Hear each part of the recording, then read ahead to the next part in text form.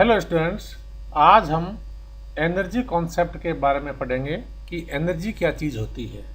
जिस तरह से स्वास्थ्य यानी हेल्थ हमारे लिए एक गॉड गिवन प्रॉपर्टी है, उसी तरीके से इस यूनिवर्स के प्रत्येक मैटर में, चाहे वह लिविंग है चाहे नॉन लिविंग है, उसके अंदर एनर्जी होती है। किसी में कम मात्रा में तो किसी में ज़्यादा मात्रा में। हमें उस एनर्जी के एग्जिस्टेंस का पता कैसे चलता है? जब हम उस एनर्जी को कन्वर्ट करते हैं वर्क में, हीट में या रेडिएशन में। अब बात आती है कि how does an object with energy do work. बच्चों, एक ऑब्जेक्ट है ये ए और दूसरा ऑब्जेक्ट है ये बी। इस ऑब्जेक्ट के अंदर एनर्जी है और यह ऑब्जेक्ट हिट करता है ऑब्जेक्ट बी को। जब ये ऑब्जेक्ट बी को हिट करता है तो यह ऑब्जेक्ट अपनी जगह से थोड़ा सा डिस्प्लेस हो जाता है, यानी इसके अंदर डिस्प्लेसमेंट आता है। तो जब इस ऑब्जेक्ट के अंदर डिस्प्लेसमेंट आया और इस ऑब्जेक्ट के हिट करने के कारण इसके ऊपर फोर्स लगा, तो इस ऑब्जेक्ट बी के द्वारा वर्क डन हुआ, जो कि फोर्स इंटू डिस्प्लेसमेंट के बराबर हुआ। तो ऑब्जेक्ट बी ने जो वर्क किया वो क्यों किया? वो इसलिए किया कि उसको एनर्जी मिली ऑब्जेक्ट ए से। तो ऑब्जेक्ट ए की एनर्जी कुछ कम हो जाएगी और ऑब्जेक्ट बी की एनर्जी कुछ बढ़ जाएगी, और ऑब्जेक्ट बी की एनर्जी के बढ़ने के कारण ऑब्जेक्ट बी वर्क करता है और अपनी जगह से डिस्प्लेस होता है, क्योंकि वर्क के लिए जरूरी है कि डिस्प्लेसमेंट हो। अब इसके अपन कुछ एग्जाम्पल ले लेते हैं। जैसे एक फास्ट मूविंग बॉल है, वो एक स्टेशनरी विकेट को आके हिट करती है, तो विकेट थ्रोवन अवे हो जाता है, वह दूर चला जाता है, वह वहाँ से उछल जाता है। क्यों? कि फास्ट मूविंग बॉल के अंदर एनर्जी होती है और वह स्टेशनरी विकेट को अपनी एनर्जी ट्रांसफ़र करता है, और जब स्टेशनरी विकेट को एनर्जी ट्रांसफ़र करता है तो वह विकेट डिस्प्लेस होता है। दूसरा एग्जाम्पल ले लीजिए आप कि जब हम किसी एक ऑब्जेक्ट को एक सर्टेन हाइट तक रेज करते हैं तो उसके अंदर वर्क करने की कैपेसिटी डेवलप हो जाती है। जैसे हम एक बुक को ग्रेविटेशनल फोर्स के अगेंस्ट अपनी मस्कुलर एनर्जी का उपयोग करते हुए ऊपर उठाते हैं, एक हाइट तक ले जाते हैं, तो हम अपनी एनर्जी को उस बुक में ट्रांसफ़र करते हैं और वह बुक डिस्प्लेस होके कुछ हाइट तक, जहाँ तक हम उसको पहुँचाना चाहते हैं वहाँ तक हम उसको ले जाते हैं।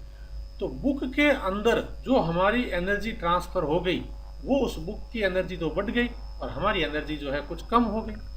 अब वो बढ़ी हुई एनर्जी जो बुक की है वो उससे वर्क करवाएगी, उसके अंदर कैपेसिटी आ गई है कि वो वर्क करवा सकती है। कैसे?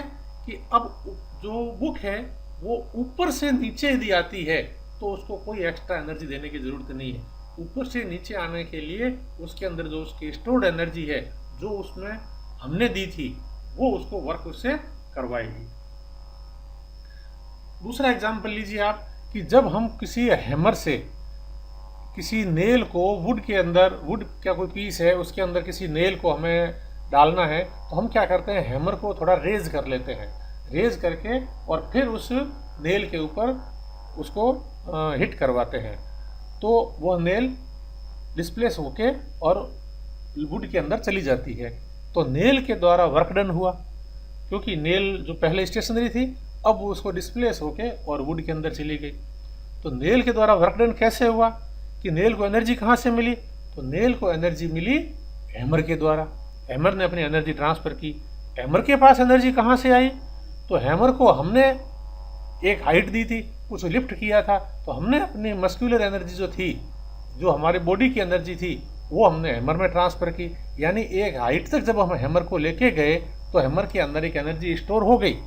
फिर हैमर जब नीचे आता है और नेल को लगता है तो वो हैमर अपनी स्टोर की हुई एनर्जी उस नेल को ट्रांसफ़र करता है, तब नेल की एनर्जी बढ़ जाती है और हैमर की थोड़ी एनर्जी कम हो जाती है। हम कहते हैं कि कार चल रही है, कार रन, परंतु कार रन कहाँ से होती है? कार को एनर्जी कहाँ से मिलती है? कार चल रही है, इसका मतलब कार के द्वारा वर्क डन हो रहा है, नो डाउट वर्क डन हो रहा है, परंतु वर्क डन होने के लिए चाहिए कि एनर्जी। वो एनर्जी कार को मिलती है फ्यूल से। फ्यूल जैसे है, जैसे बर्न होता है, वैसे वैसे एनर्जी कार को मिलती रहती है और कार वर्क डन करती रहती है। जैसे ही फ्यूल खत्म हो जाता है, कार को एनर्जी मिलना बंद हो जाता है और कार जो है वर्क डन करना बंद कर देती है। एक कोई बर्तन है, उसके अंदर पानी गर्म कर रहे हैं हम, ठीक है, तो हम जब पानी गर्म करते हैं और बर्तन के ऊपर कोई ढक्कन दिया हुआ है तो स्टीम के कारण वह ढक्कन ऊपर उठता है। तो ढक्कन के द्वारा वर्क डन हुआ, क्योंकि वह डिस्प्लेस हुआ है, कुछ अपनी जगह से उसने पोजीशन चेंज की और थोड़ा ऊपर उठ गया वो, तो वह ढक्कन के द्वारा जो वर्क डन हुआ तो उसको एनर्जी कहाँ से मिली? एनर्जी मिली उसको स्टीम से। स्टीम ने अपनी एनर्जी ट्रांसफर की उस लिड पे। अब स्टीम के अंदर एनर्जी कहाँ से आई? स्टीम के अंदर एनर्जी आई जब हमने वाटर का टेम्परेचर रेज किया। वाटर का जब टेम्परेचर रेज किया तो स्टीम बनी। तो बच्चों, इस तरीके से हमारे डेली लाइफ में बहुत से ऐसे एग्जाम्पल्स, जब हमें लगता है कि कोई वर्क यदि करवाना है तो हमें एनर्जी की ज़रूरत पड़ती है, या यूँ कहिए एनर्जी के एग्जिस्टेंस का पता ही जब चलता है कि जब उसके द्वारा वर्क होता है, या यूँ कहिए कि एनर्जी के अंदर कैपेबिलिटी ऑफ डूइंग वर्क होती है। एनर्जी के अंदर क्या होता है? Capability to do work. और कैपेबिलिटी टू डू वर्क जो ये है, यही कहलाता है कि उसके अंदर एनर्जी है। अब जब कोई ऑब्जेक्ट वर्क करता है, तो उसकी एनर्जी कुछ कम होती है, और वह ऑब्जेक्ट जिसके ऊपर वर्क करता है उसकी एनर्जी बढ़ जाती है। ये हम सब अभी एग्जांपल्स में हमने देखा।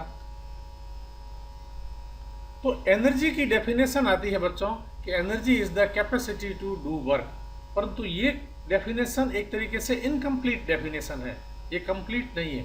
हम एनर्जी के एग्जिस्टेंस को केवल वर्क के द्वारा ही नहीं बता सकते कि इसके अंदर एनर्जी है या नहीं है। हम हीट और रेडिएशन के द्वारा भी पता कर सकते हैं कि इसके अंदर एनर्जी है नहीं। तो एनर्जी की सही डेफिनेशन या कंप्लीट डेफिनेशन ये है कि energy is the property of matter, energy is the property of matter that can be converted into work, heat and radiation. तो बच्चों, जरूरी क्या हुआ? जरूरी ये हुआ कि एनर्जी का यदि यूटिलाइजेशन करना है, एनर्जी का यूटिलाइजेशन यदि आपको करना है तो क्या करना पड़ेगा? आपको एनर्जी को कन्वर्ट करना पड़ेगा। एनर्जी का यूटिलाइजेशन जब भी संभव है जब एनर्जी कन्वर्ट होती है। कन्वर्ट किस में होती है? वर्क में होगी, हीट में होगी, या रेडिएशन में होगी। अब हम देखते हैं एनर्जी का यूनिट क्या होता है। तो ऐसा ही सिस्टम में एनर्जी का यूनिट जूल होता है। एनर्जी का यूनिट वही है जो वर्क का होता है। वर्क बराबर क्या होता है? Force into displacement. फोर्स का होता है न्यूटन और डिस्प्लेसमेंट का मीटर, तो न्यूटन मीटर, और वही जूल भी वर्क का है और जो कि न्यूटन मीटर के बराबर होता है। छोटी यूनिट के अंदर अर्ग ले लेते हैं जो कि 9 सेंटीमीटर है, और 1 जूल बराबर 10⁻⁷ अर्ग। तो बच्चों, ये है एनर्जी का कंप्लीट कॉन्सेप्ट। आगे हम पढ़ेंगे different forms of energy, energy के कितने फॉर्म्स होते हैं।